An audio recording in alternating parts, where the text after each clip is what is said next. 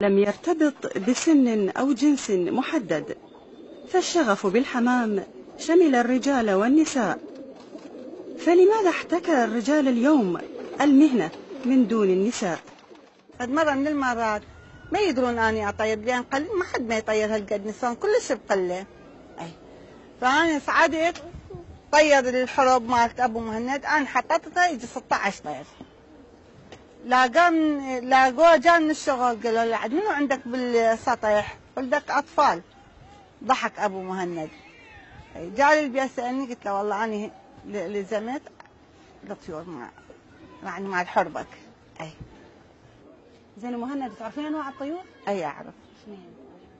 كمرليات، حمر، قرافل بسود، قرافل بحمر اكو، زواجل، برص، صفر، غزيات، غيابيات.